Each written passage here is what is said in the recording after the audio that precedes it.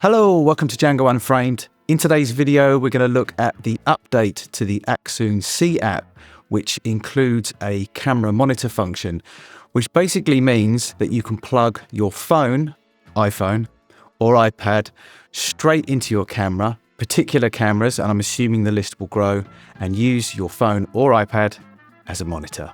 Let's jump in. So first things first, obviously it's super convenient to be able to just carry my phone around, a short USB cable and my camera, and use my phone as a monitor. I do have several monitors that I use sometimes with an HDMI cable, my Shinobi, Hollyland, Pyro, but we always have our phones on us, so it does make it super convenient.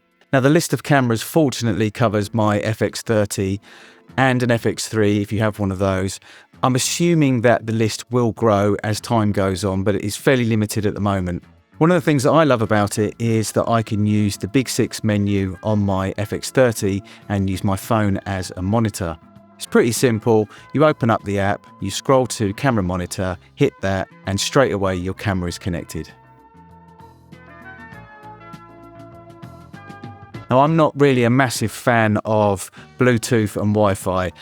I'm sure many of you feel the same way that I do, that losing connection, having to reconnect, having to cancel it, having to reconnect again can be a bit of a pain. So being able to plug your phone directly into your camera with a USB cable and instantly have monitoring capabilities with camera control is obviously amazing. Obviously, I'm holding my camera in my hand here, so it's going to be all over the place, but I'm just going to show you that the controls that you have on your camera.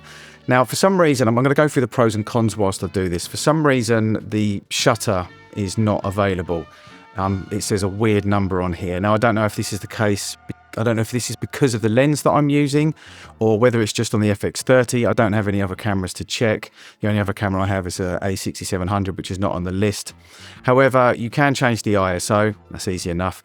You can change the f-stop on some lenses. On one of my Sigma art lenses, that was an option. But for some reason on this Sony lens, that option is not there in this case. You can also change the white balance. You can only change the temperature of it, which is a little bit annoying because I was really hoping that you would have full function, the full functions that I have in my FX30, so that I can do custom white balance, etc. But you can't. You can just change the white balance in that way. Then along the bottom you have a whole bunch of options that you can turn on and off, histograms, etc., waveforms, zebras, false colors, and in here you can add other functions as well or take them away if you just want to keep it fairly simple. Going into the settings, you have separate settings for the waveform, false color, blanking, grids, etc. All the kind of things that you would need in a camera. Just along the bottom here you have settings for the record. If you have synchronized record on, when you press record on the record button here, it will record on your camera. Obviously it starts your camera and it will also record a file onto your actual phone as well. As far as I can work out so far, and I've only really played about with it a little bit this morning, it records an H.264 file at 30 frames per second. Now I haven't worked out a way of changing that. My camera is set to 23 point blah blah blah 24 frames per second, and for some reason the file going into my phone is 30 frames per second, so that could be a little bit of an issue. There might be a way to change it. It might be the default file changing in the actual phone. It will change the frames per second, but I can't seem to find anything in the actual settings on the camera monitor to be able to change frames per second. Then obviously over here as well you have the ability to be able to change it. And back again.